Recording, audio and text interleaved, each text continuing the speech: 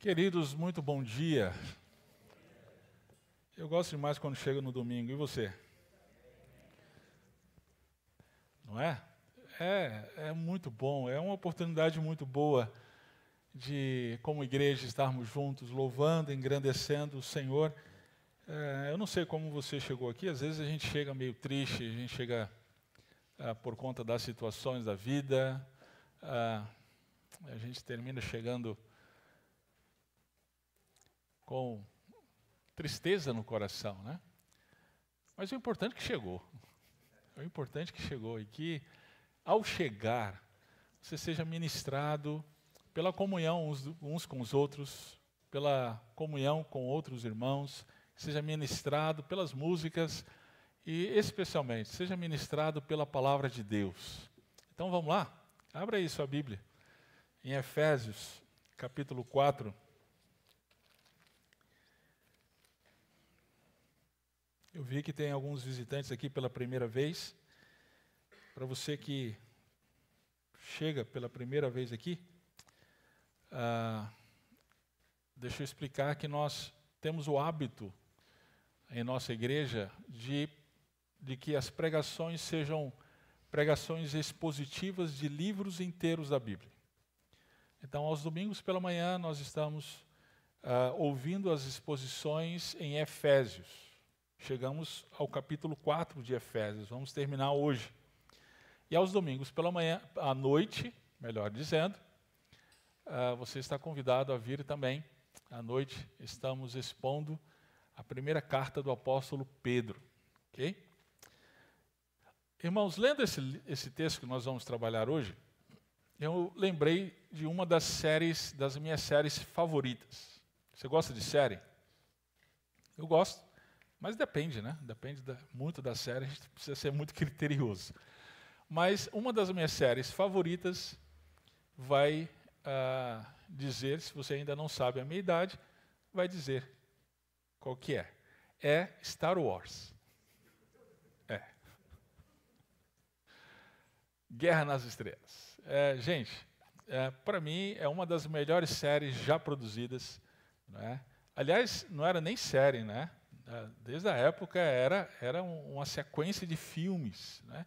Muito embora que os últimos filmes do Star Wars feitos pela Disney, gente, esquece.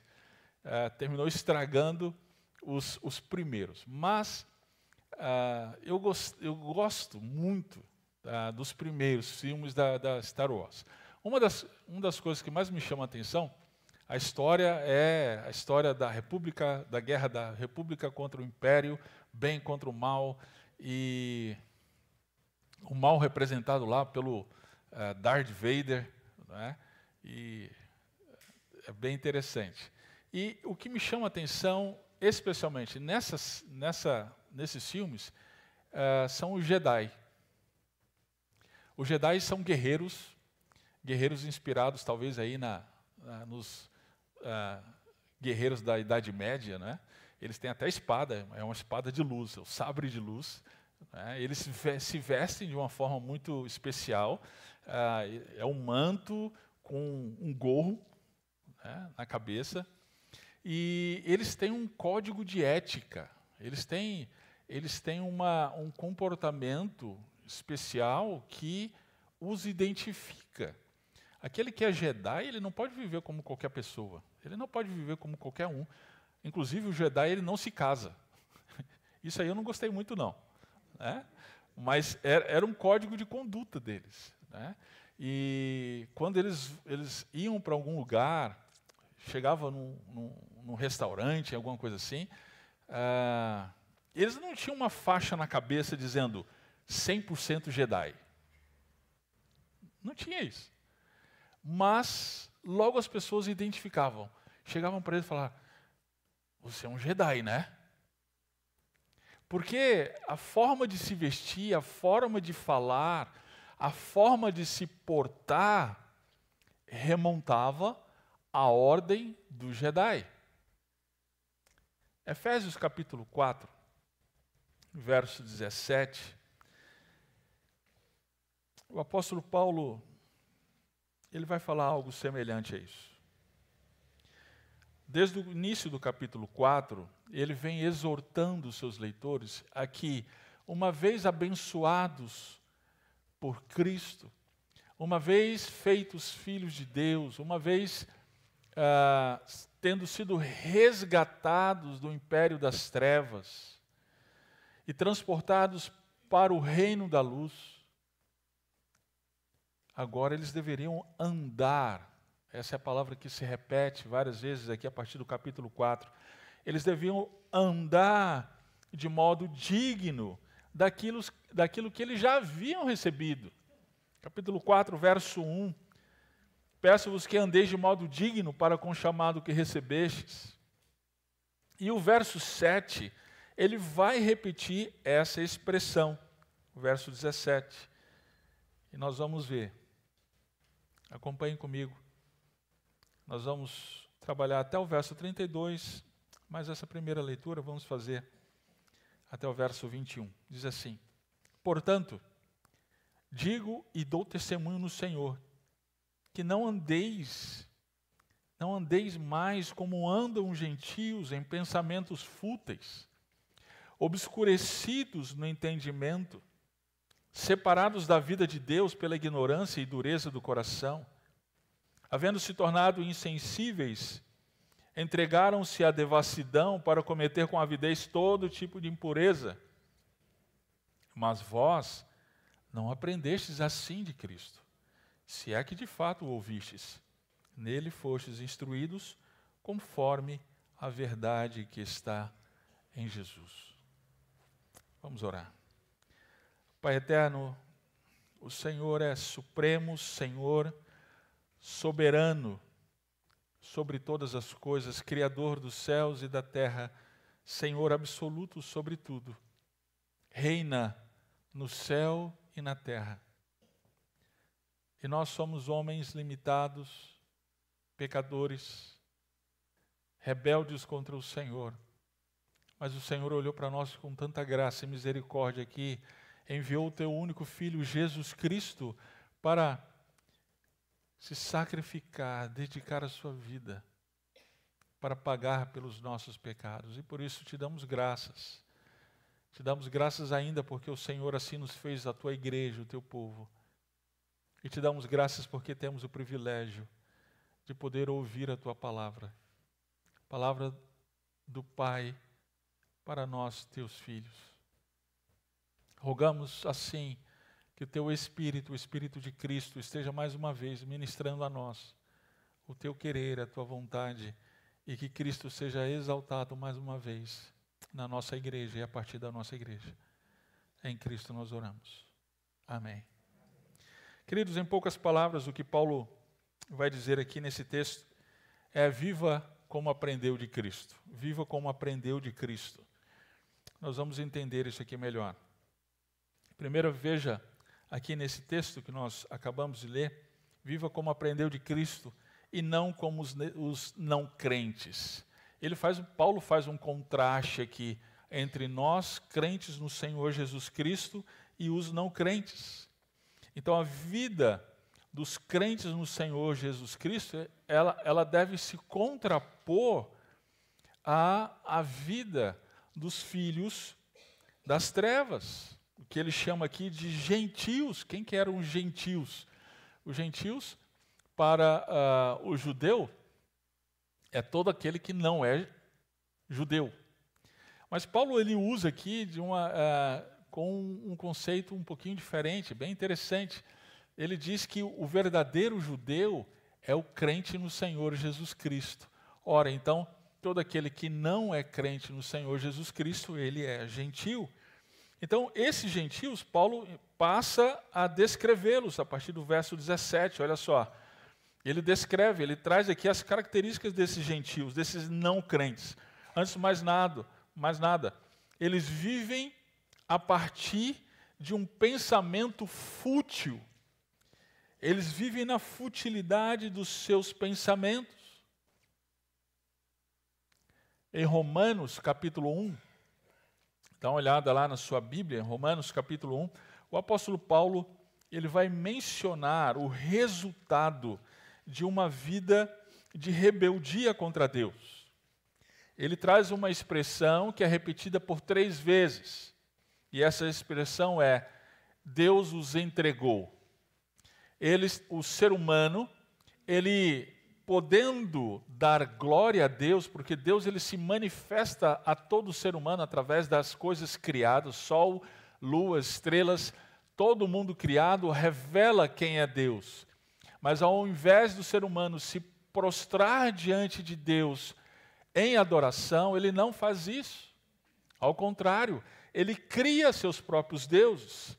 Olha o verso 23, substituíram a glória do Deus incorruptível por imagens semelhantes ao homem corruptível, às aves, aos quadrúpedes e aos répteis.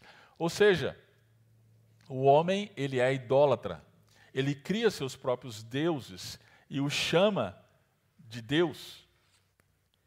Por causa disso, Deus então os entregou. Verso 24. É por isso que Deus os entregou à impureza sexual. Verso 26. Por isso Deus os entregou às paixões desonrosas. E verso 28. Deus os entregou ao quê? Verso 28. A uma mentalidade condenável para fazerem coisas que não convêm. Preste atenção aqui. Eles não fazem coisas que não convêm e depois pensam de uma maneira errada. Não, não. Eles têm uma forma de pensar que gera ações condenáveis. É exatamente isso que Paulo está dizendo aos Efésios. Os não crentes, eles têm uma forma de pensar que é fútil, que é condenável. No verso 18, voltando lá para Efésios, capítulo 4, verso 18, ele continua dizendo que eles estão obscurecidos no entendimento. Paulo, escrevendo na sua primeira carta aos Coríntios, ele vai dizer que o Deus desse século cegou o entendimento dos incrédulos. Né? Então, os não crentes, eles são cegos. Eles têm os seus olhos vendados para entender a verdade, para ver a verdade. No verso 18 ainda, eles estão separados da vida de Deus. Por causa do quê? Por causa da ignorância e dureza do coração. A incredulidade os leva a estar cada vez mais separados de Deus. Esse é o quadro que Paulo descreve aqui os descrentes. Verso 19, eles perderam toda sensibilidade, eles são insensíveis a quê? A Deus e aos outros. Eles se entregaram à devassidão para cometer com avidez todo tipo de impureza. Então, esse é o quadro característico daqueles que não são crentes. Claro que isso muda de uma pessoa para outra em relação ao nível de devassidão, ao nível de práticas pecaminosas, mas lembrando que esse nível não importa para Deus, porque Deus ele é totalmente santo. Então, seja qual for esse nível de devassidão, de depravação, de distância, não é?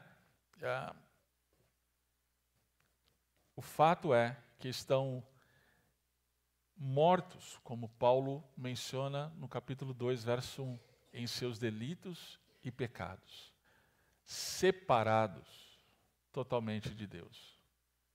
Essa é a característica do não crente. E aí a gente fica pensando, hoje nós vivemos um tempo na nossa sociedade, na nossa cultura, que não existe muita, infelizmente, e eu digo isso infelizmente, que não existe muita diferença entre crentes e não crentes, é ou não é? A gente olha para algumas pessoas que se declaram crentes em Cristo, que levam uma vida que é tal qual um não crente, ou até pior. Nós temos aí os jogadores de futebol, isso é um fenômeno aí dos nossos dias muito interessante, né? Muitos jogadores de futebol, então, chega na Copa do Mundo, né? Que tem visibilidade para o mundo inteiro, aí coloca lá na faixa na cabeça, na testa, 100% Jesus. Mas isso é no sábado, na hora do jogo, porque no domingo estão em festas que são caracterizadas por total e completa devassidão. Nós vemos o fenômeno de artistas, se dizendo evangélicos, se dizendo discípulos de Cristo, mas vivem em práticas pecaminosas que escandalizam até mesmo os incrédulos. Quantas pessoas hoje se colocam, né, como cantores gospel, mas que amam dinheiro tanto quanto ímpios, ou até mais. E aí existe até um discurso, né? A gente infelizmente ouve até entre muitas igrejas, olha, nós temos que, para evangelizar, a gente tem que ser como eles. Tem um discurso até a partir de uma má interpretação das Escrituras, e eles dizem, afinal, a gente não pode ser chato, a gente não pode ser careta, não é? Então, a gente tem que se vestir como eles, né? Bota de vez em quando lá uma camisa assim, xadrez, como a do pastor Nelson, né? Para ser parecido com eles, né? Queridos, a gente precisa tomar muito cuidado com esse tipo de discurso. Não é sendo igual que nós somos ouvidos. Jesus disse totalmente diferente. É sendo diferente. Jesus disse, vocês são sal e luz do mundo. Jesus não diz, sejam aí parecidos com as trevas, tá? Para ir chegando devagarzinho, de mansinho, e de repente você dá o bote. Jesus não disse isso. Isso não é a forma de evangelizar das Escrituras. E aí, por conta desse discurso de tentar ser parecido com o mundo, muitas, então, igrejas usando de músicas, até mesmo sensuais. Outro dia, eu fiquei escandalizado com uma conhecida nossa, da nossa família, mora numa outra cidade, ela colocou na rede social dançando funk. E eu já fiquei chocado com aquilo, porque ela é cristã, ela se apresenta como crente no Senhor Jesus. Então, ela estava dançando funk. Aí, quando Simone foi dar uma olhada nisso melhor, percebeu que isso era na igreja. Era o encontro de jovens da igreja dela. Então, ela estava dançando funk com gestos e danças e roupa do funk. E aí o discurso de uma igreja dessa é que a gente precisa ser parecido para poder ganhar os jovens. Querido, a verdade é que uma igreja dessa está contribuindo para levar os jovens para a perdição e estão apenas atribuindo para si um discurso religioso. Sim, nós somos diferentes. Mas como anunciar Cristo? E aí é uma pergunta para a gente pensar. Como anunciar Cristo ao mundo se nós somos e queremos ser iguais a Ele? Iguais ao mundo. Como? Paulo, no verso 20, ele faz um contraponto aqui muito legal. Ele diz, mas... Você já percebeu que essas conjunções adversativas a gente tem que dar um glória a Deus. Diz, mas, todavia, entretanto, vocês não aprenderam assim de Cristo. Eles vivem assim. Eles pensam assim. Eles se portam desta maneira, mas vocês não. Paulo aqui, então, ele faz esse contraponto, nos lembrando que Cristo, ele nos ensinou de maneira diferente. Ele nos ensinou através de ensino, através de palavras, e também através da sua própria vida, que nós somos diferentes. E aí Paulo, ele traz aqui uma expressão no verso 21, que deveria nos fazer pensar. Ele coloca, se é que de fato o ouvistes. Paulo, ele traz uma coisa aqui que deveria nos fazer pensar e pensar muito. Paulo está dizendo aqui, olha, vocês podem estar na igreja, vocês podem frequentar a igreja de Éfeso todo domingo, de manhã e de noite, culto de quarta-feira, de oração, mas a vida de vocês vai expressar se vocês de fato estão ouvindo. Porque existe uma diferença entre ouvir e escutar. Nas Escrituras a gente vê isso o tempo inteiro. Nós podemos escutar, mas não ouvir. O ouvir diz respeito a obedecer, a colocar em prática aquilo que nós escutamos. Então, se de fato vocês estão ouvindo, se de fato vocês foram instruídos por Ele, vocês estão colocando isso em prática, conforme a verdade que está em Jesus. Então, Jesus, Ele nos ensina, Ele é a verdade, Ele nos ensina a verdade a seu respeito, a partir da sua própria pessoa, a partir do seu ensino e da sua prática. E nós temos ouvido isso. Nós temos colocado isso em prática. Viva como aprendeu de Cristo. E aí, a partir de então, Paulo, ele usa aqui no verso 22 até o verso 24, uma ilustração bem interessante. Vamos lá. A vos despire do velho homem, do vosso procedimento anterior, que se corrompe pelos desejos maus e enganadores, e a vos renovar no espírito da vossa mente, e a vos revestir do novo homem, criado segundo Deus, em verdadeira justiça e santidade. Paulo, então, ele continua a orientação aqui, dizendo para vivermos como aprendemos de Cristo. E aí a gente se pergunta como? Despindo-se e revestindo-se. É uma metáfora que Paulo está usando aqui. Que metáfora é essa? Vamos lá. Ele acabou de dizer, vocês foram ensinados, vocês foram instruídos conforme a verdade que está em Cristo. Ora, sendo assim, então, o que vocês precisam fazer? Vocês precisam passar por um processo contínuo. Que processo é esse? Primeiro, despir-se. É tirar a roupa. Que roupa é essa? É uma roupa velha. É uma roupa maltrapilha. Né? Gente, por que Paulo usa essa metáfora da roupa? É bem interessante.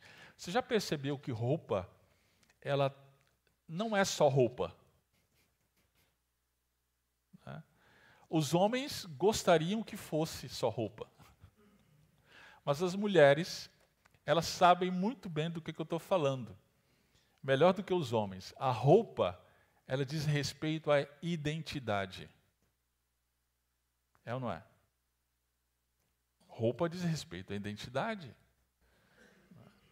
Então, se você, por exemplo, é um advogado, como é que você vem para a igreja? Cadê o Vitor?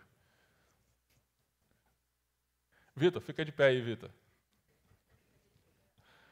Ele tem cara de advogado ou não tem, gente? Tem sim. Obrigado, Vitor. Ele se veste como advogado. Se bem que hoje ele está bem mais, né? Esportivo. É isso. Cadê o Pedro, o Davi? O seu Pedro? Pedro, ele é esportista, né? Você precisa ver como é que ele se veste. Bem interessante. Na quarta-feira, ele estava com um tênis. Eu achei que era o Jordan, né? Mas é uma outra marca lá. Mas o tênis é uma basqueteira que chama, que tem uma asa do lado, gente. Tem uma asa, vai voar. Você olha para ele e você vê, não, ó, esse rapaz aí é um esportista. A roupa, ela identifica quem nós somos. É por isso que Paulo está mencionando isso aqui. E Paulo, então, ele diz, olha, por conta da identidade de vocês, tem uma roupa que não combina mais, não. Tem uma roupa que não cabe mais para vocês. Essa roupa velha, essa roupa maltrapilha, essa roupa suja, ela precisa ser tirada. Então, tire essa roupa velha, que é o velho homem. É aquele homem do tempo que você era gentil, não crente. Esse velho homem, ele insiste ainda em permanecer em nós, mesmo depois de crentes. Ele insiste em ter algumas partes dele em nós ainda. Paulo diz, do vosso procedimento anterior. Esse é o velho homem. Esse velho procedimento se corrompe pelos seus maus desejos enganadores. Então, esse velho homem você tem que se despir, e a forma como Paulo coloca aqui no verbo, ele sugere continuidade de ação. Nós devemos nos despir e continuar nos despindo todos os dias, tirando essa roupa velha todos os dias. Depois no verso 23 ele diz, você precisa renovar no espírito da vossa mente. Que interessante. Lembra, a mente ela é corrompida. No verso 18, Paulo diz, obscurecidos no entendimento. Temos pensamentos fúteis. Uma vez separados de Deus, uma vez incrédulos. Mas uma vez em Cristo, então devemos tirar a roupa velha do velho homem, renovar a vossa mente. Parece que a imagem que me vem aqui à cabeça é de um banho, hein? Você tirou a roupa velha e agora você está tomando um banho. Está tomando aquele chuveiro, né? Sabe o final do dia de trabalho? Sabe? Você chega em casa como? Né? Você precisa tirar essa roupa velha, né? E aí você precisa tomar um banho. Paulo está falando aqui em relação à nossa mente. A nossa mente precisa ser renovada. Nós precisamos mudar de pensamento, mudar a rota. Às vezes nós temos hábitos, temos costumes que são enraizados pela nossa forma de pensar em relação a casamento, em relação a filhos, em relação ao trabalho, em relação a tudo na vida. Paulo está dizendo, essa nossa forma de pensar precisa ser renovada todos os dias e renovada através da palavra de Deus. Não tem outra forma. Não é uma revelação, não é um anjo que vai chegar para você e vai dizer o que você tem que fazer. Deus já se revelou através das Escrituras. É a palavra de Deus que vai dizer, meu caro, você está pensando errado, você precisa mudar, você precisa ser transformado. E aí, acabou o banho, o que você faz? Verso 24. Você se reveste do novo homem. Você coloca a roupa nova. novo homem que não foi criado por você mesmo, não foi produzido por você, portanto não tem uma capa religiosa, não foi produzido pelos seus esforços, mas foi criado segundo Deus em verdadeira, não produzida, não artificial, mas verdadeira justiça e santidade, que só é possível através de Jesus Cristo. Então esse é o processo, essa é a metáfora que Paulo traz. Despir-se, renovar a mente e revertir-se do novo homem. Tirar a roupa do velho homem, mudar, transformar, renovar a mente e colocar um novo homem, criado por Deus para a justiça e de acordo com a verdadeira justiça e santidade. Lendo isso me fez lembrar do processo de metamorfose da lagarta. Você não pensa nisso também? É muito interessante, né? Você tem aquela lagarta que parece uma minhoquinha, se arrasta, ela sem graça, não tem cores, muitas delas, vive então naquela situação que remete muito ao velho homem. Mas aí ela vai para o casulo, e no casulo então ela passa por um processo de transformação, de renovação, de despir-se, de tirar os velhos hábitos, os velhos pensamentos, os velhos costumes, e aí sai de lá uma borboleta que é totalmente diferente do que era antes. O que era antes se arrastava, era sem graça, era uma coisa até que traz repulsa para a gente. Mas aí, agora a gente vê uma coisa que voa, um inseto que tem cores, que a gente vê o belo nesse inseto. Queridos, esse é o processo do Evangelho do Senhor Jesus Cristo em nós. Éramos lagartas. Eu, uma lagartona. Tem vários aqui também.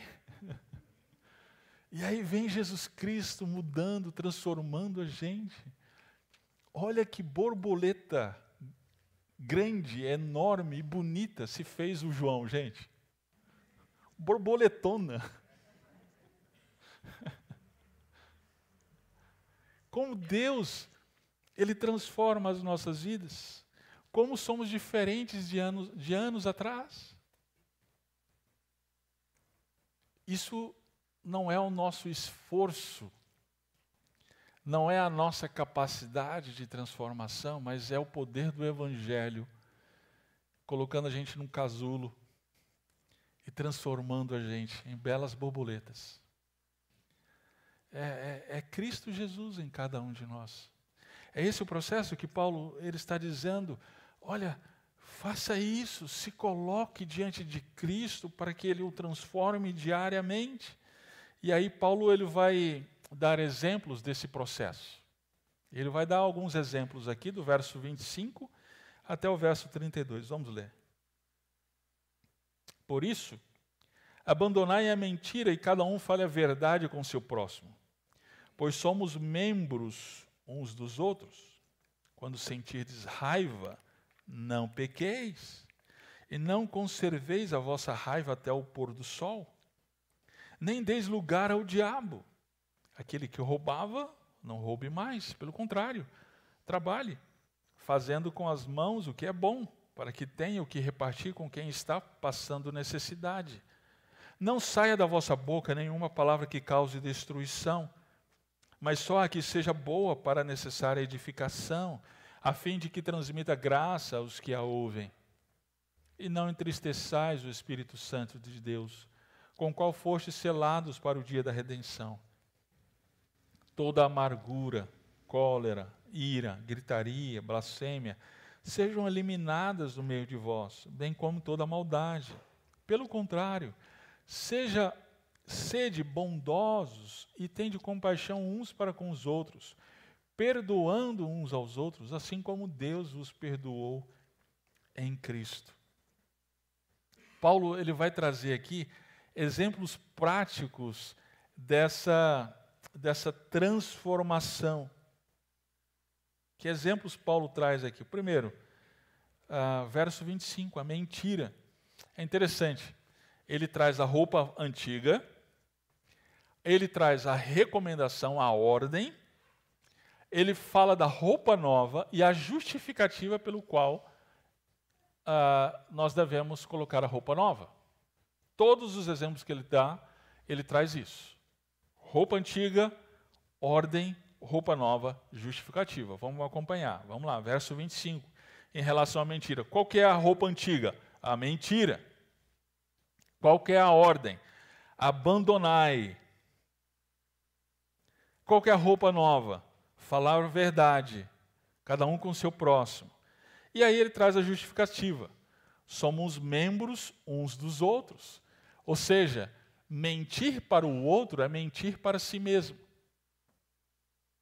Especialmente aqui no contexto de igreja. Se nós somos membros do mesmo corpo, se eu minto para um irmão, eu estou mentindo para mim mesmo. Como é que acontece na sociedade, queridos? As mentiras são aceitas. As mentiras são aceitas desde que não descobertas. Não é? Então, se você se sente pressionado de alguma forma e que você vai perder alguma coisa, seja no casamento, seja com os filhos, às vezes você vai perder a moral, você vai perder a admiração do filho, então você é obrigado a mentir. Você se sente obrigado a mentir.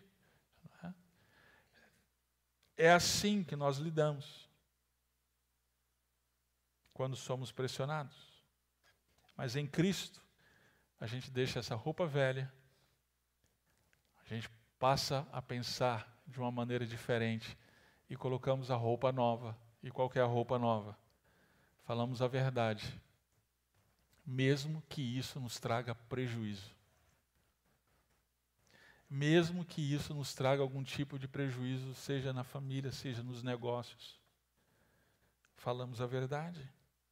Segundo exemplo, verso 26, a raiva. Qual que é a roupa antiga? Sentir raiva, mas não só sentir raiva, porque sentir raiva faz parte da experiência humana, mas lidar com esse sentimento de uma maneira pecaminosa, é pecar por conta da raiva, conservando a raiva um dia após o outro. É assim a roupa antiga. Qual que é a ordem? Abandona essa atitude. Qual que é a roupa nova? Ao sentir raiva, porque é impossível não sentirmos, basta você entrar no seu carro e virar a esquina e pegar o trânsito, não é? Então, ao sentir raiva, saiba como lidar com a sua raiva. Não peque. Resolva a situação e resolva logo. Paulo, ele diz, não conserveis a vossa raiva até o pôr do sol. O pôr do sol aqui se faz às 6 da tarde, né? O problema é se a gente tiver uma raiva às 5:30 da tarde. Aí dá um problema. Se a gente tiver a raiva logo cedo, pelo menos tem um dia todo aí para resolver. Não é isso que Paulo está dizendo. Paulo está dizendo aqui para que isso seja resolvido logo, o quanto antes. Não deixe para o dia seguinte, não deixe para o depois. Né? Queridos, na nossa sociedade, o sujeito que fala o que pensa, por conta da raiva que tem, ele é tido como autêntico. É até encorajado, é até incentivado. A sociedade nos diz que a gente não pode levar desaforo para casa, que a gente tem que colocar para fora tudo que está dentro de nós, doa quem doer. Mas em Cristo nós temos a roupa nova. E a roupa nova qual que é? É tratarmos das situações para que elas não virem amargura. Mas esse tratar, preste muita atenção nisso, não é despejar. Não é despejar. Eu tenho dito aqui e ensinado em nossa igreja que nós não devemos guardar as coisas. Nos nossos relacionamentos, queridos, nós pisamos na bola uns com os outros. E nesse pisar de bola vem a raiva. E essa raiva ela não pode ser guardada. Ela não pode ser escondida no nosso coração, porque um dia ela explode, pode ter certeza. Se você vai guardando poeira debaixo do tapete, vai chegar um dia que aquele tapete vai sufocar você. Mas ao fazer a limpeza, queridos, a gente não pode despejar. Se você pega um quarto fechado e você simplesmente for varrer, o que é que acontece? Senhoras donas de casa, me ajudem. A poeira sobe e sufoca você e não resolve, não. Você precisa de um jeito específico. Curso e design de limpeza aí. Você vai ver. Você precisa de um jeito específico para fazer essa limpeza. Então, queridos, se você tem raiva da sua esposa, se você tem raiva do seu marido, e aí você ouviu o pastor Nelson dizendo, olha, você não pode guardar raiva. E aí então, você chega para o seu marido ou para a sua esposa e fala, senta aqui, agora você vai me ouvir. Gente, irmãos, faltou a segunda parte. Existe uma forma também de se falar. Às vezes a gente quer trazer justiça com a nossa própria mão. Eu falo a verdade mesmo. Eu sou justo. Tá, mas está faltando a outra parte, você está esquecendo a outra parte da verdade. O amor. A mansidão. A forma de falar. Então, querido, não guarde para si, mas quando você for falar, lembre-se de falar como Cristo, Ele é o nosso modelo. E a justificativa que Paulo traz é, verso 27, não deis lugar ao diabo. Interessante isso. Muitas igrejas concebem o diabo de uma forma errada nos nossos dias. Elas concebem o diabo como uma entidade espiritual que fica aparecendo nas coisas. Então é vultos, eu estou vendo um vulto. Aí se arrepia. Querido, pode até ser que isso aconteça. Pode até ser que essa seja uma atuação do diabo, mas o que nós vemos nas Escrituras, a principal atuação do diabo está nos nossos relacionamentos. É quando nós quebramos os nossos relacionamentos e mantemos eles assim, sem resolver. Aí está o diabo. É aí que nós damos lugar ao diabo. É quando maridos ficam dias, semanas, sem falar com sua esposa em casa. Aí está o diabo. É quando um irmão e o outro irmão não conseguem nem sentar junto. Isso é dar lugar ao diabo.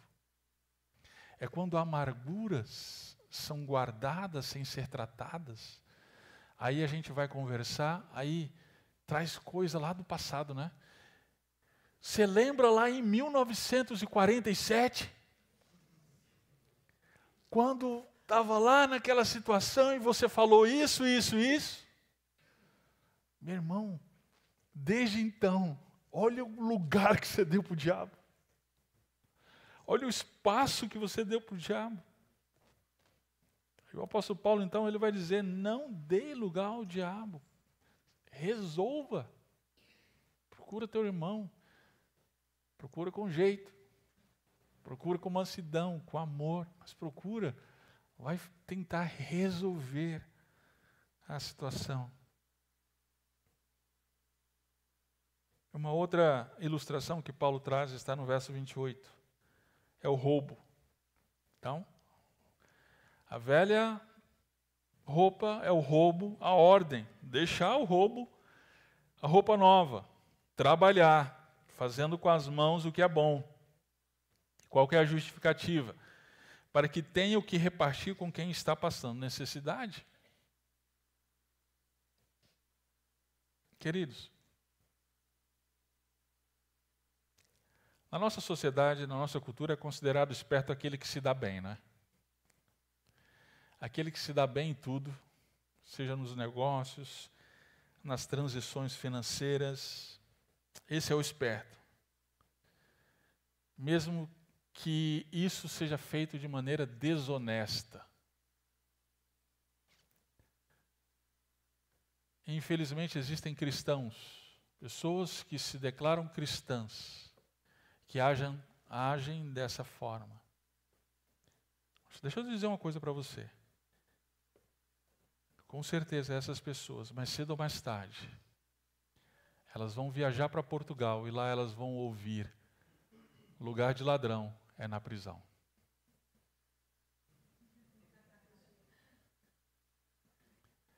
Essa não pode ser a nossa atitude. Essa não pode ser, se somos cristãos, se somos crentes no Senhor Jesus Cristo, essa não pode ser a nossa atitude. Nós temos, uma vez que professamos a fé no Senhor Jesus Cristo, nós devemos preferir perder em negócios, em bens, do que perder o testemunho. Porque nós roubamos, e podemos roubar não somente em assalto à mão armada, através de assalto à mão armada, nós podemos roubar de diversas maneiras, até o tempo do nosso patrão. O nosso patrão, ele paga a nossa mão de obra, pela nossa mão de obra, e paga pelo nosso tempo. É isso? Sim? É ou não é, Rubensandro? Você que é patrão aí? Você paga, então, para alguém chegar lá na sua fábrica e construir os móveis. Então, você está pagando pela mão de obra dele e você está pagando pelo tempo dele. E então, você faz um acordo com ele. Olha, 8 horas eu vou te pagar por esse tempo da sua vida. 8 horas diárias. E como que a gente rouba o nosso patrão? Quando a gente rouba o tempo. A gente faz corpo mole, vai no banheiro, fica 1 hora no banheiro. E faz e usa de estratégias para burlar esse tempo que estamos usando para sermos pagos. Essa é uma forma de roubo. E o que Paulo diz, então, é, ao contrário disso, trabalhe. Trabalhe para que você tenha recursos para poder até mesmo ajudar os irmãos quando necessitados. Trabalhe. Essa é a roupa nova do cristão. Trabalho. O discípulo de Cristo Jesus, ele trabalha com honestidade. Ele prefere perder do que perder o seu testemunho. E a última ilustração, ou melhor, penúltima ilustração que Paulo usa é a respeito das palavras.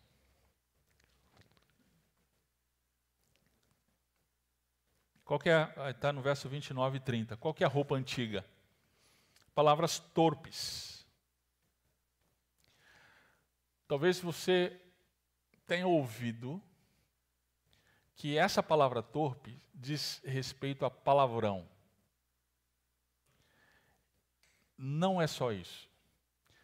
Palavrão é só uma parte do conceito de palavra torpe. Por que eu estou dizendo isso? Porque o próprio apóstolo, ele vai explicar do que ele está falando. Ele diz, palavra torpe que cause destruição. Ou seja, é qualquer palavra que cause destruição para o outro. Então eu posso até dizer assim, amado é uma palavra legal, não é? Mas, dependendo da forma como eu estou usando, pode levar destruição para o outro. Pode levar destruição.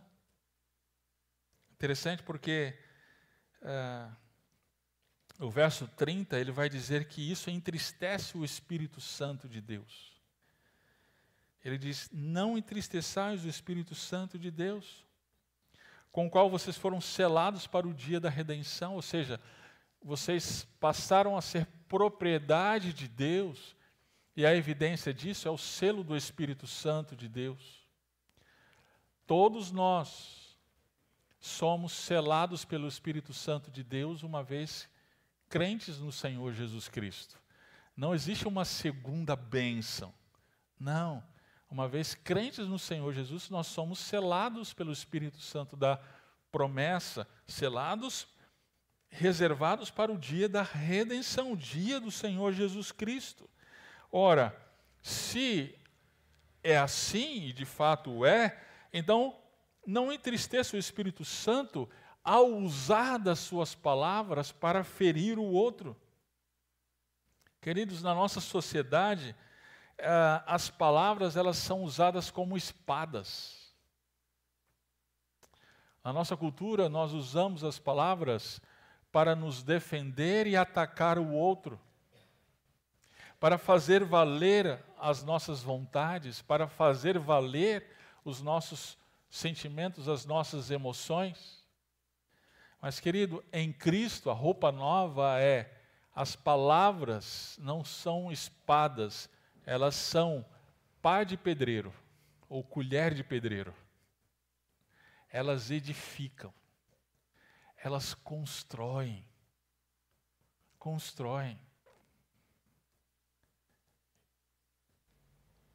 Qual é o critério, então, de avaliação das palavras? Palavras que usamos presencialmente e nas nossas redes sociais. Isso que eu vou falar, ela edifica. Isso que eu vou falar agora para o meu marido, para a minha esposa, para o meu filho, para os irmãos da igreja, isso agora, ela vai resultar em construção, em edificação. É uma coisa que a gente precisa pensar. Precisamos avaliar a forma como temos usado as nossas palavras.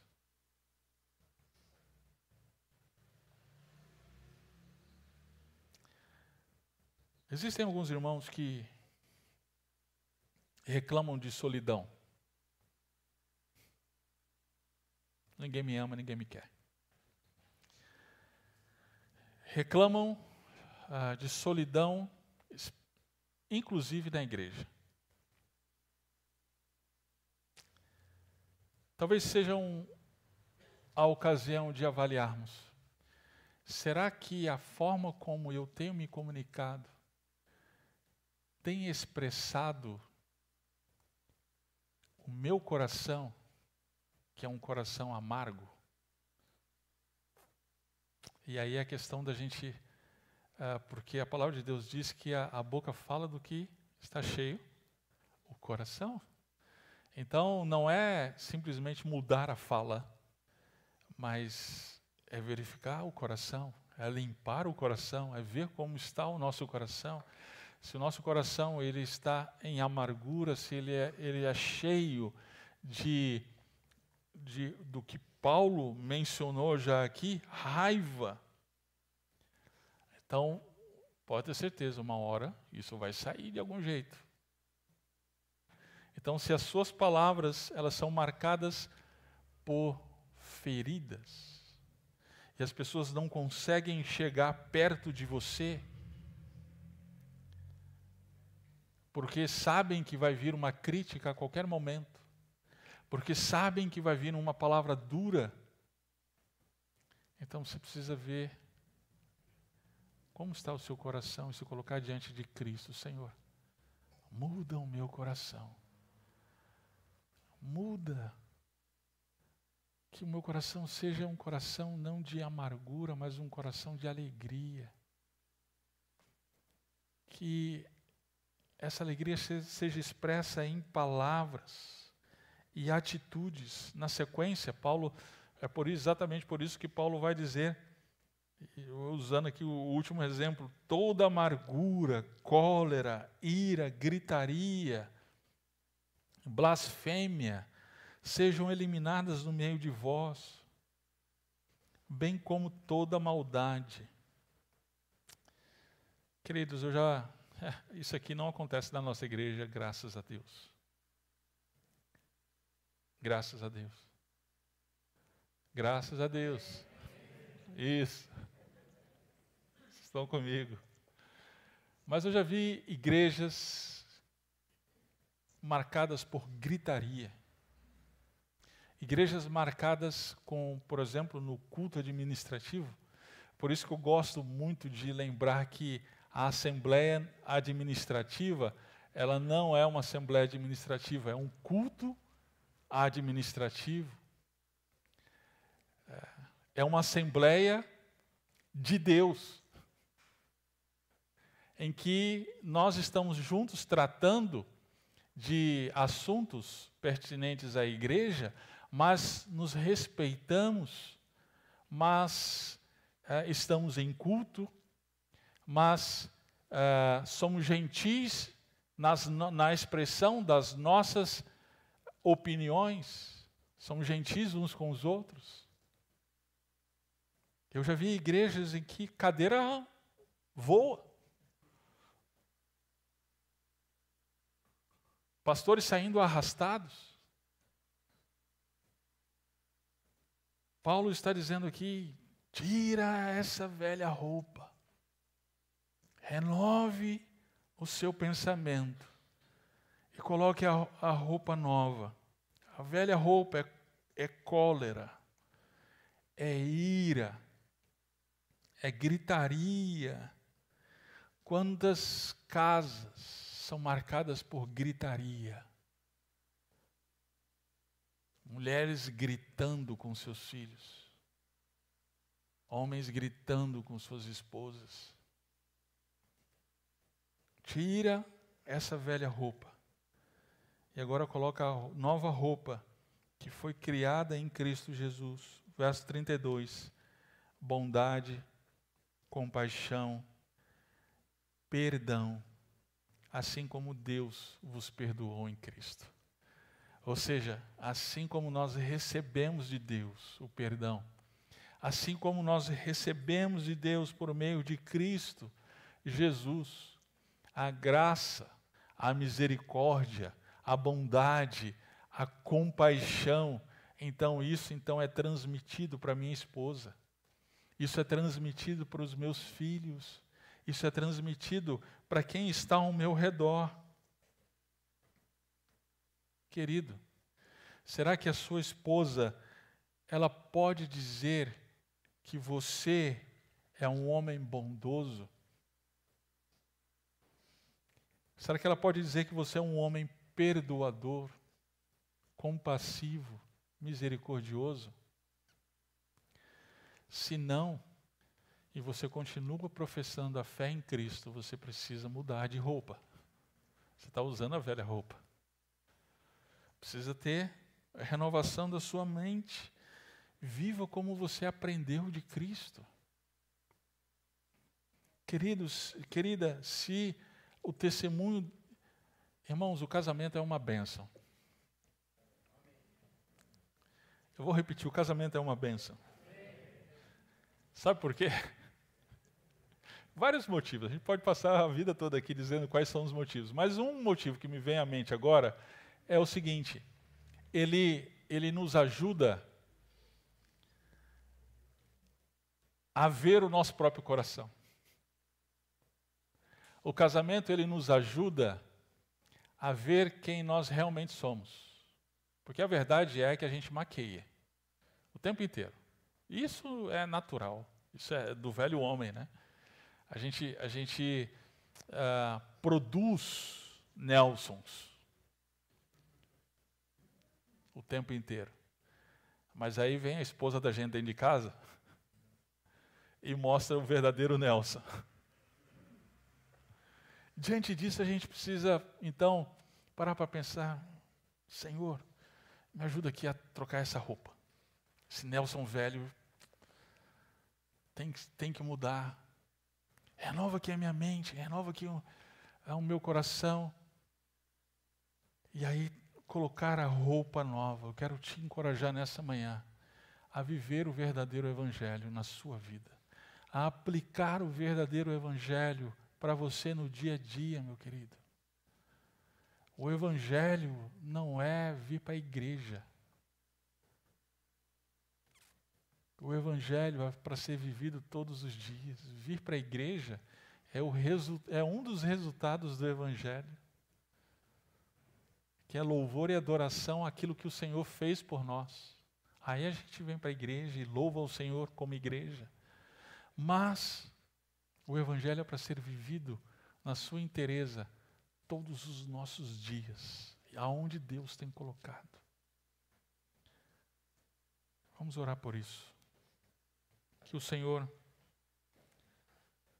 na sua graça, na sua misericórdia, nos leve a viver como aprendemos em Cristo.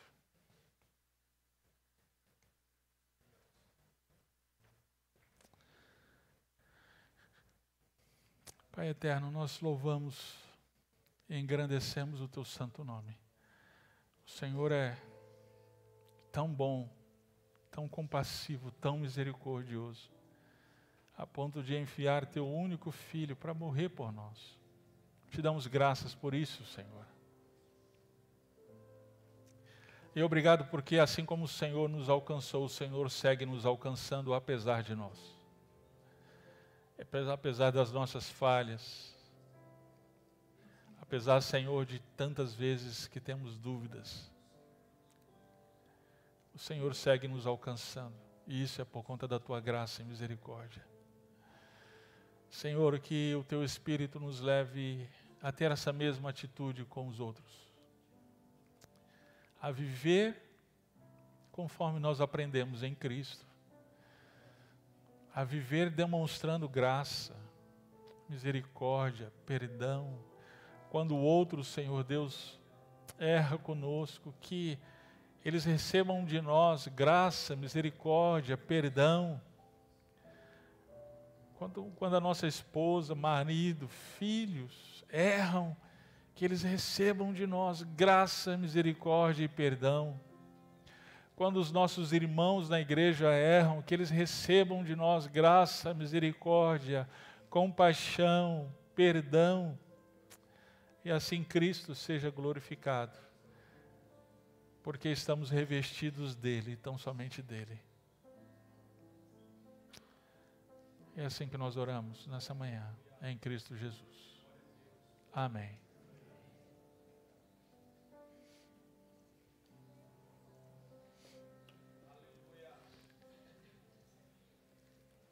Queridos, Deus nos abençoe.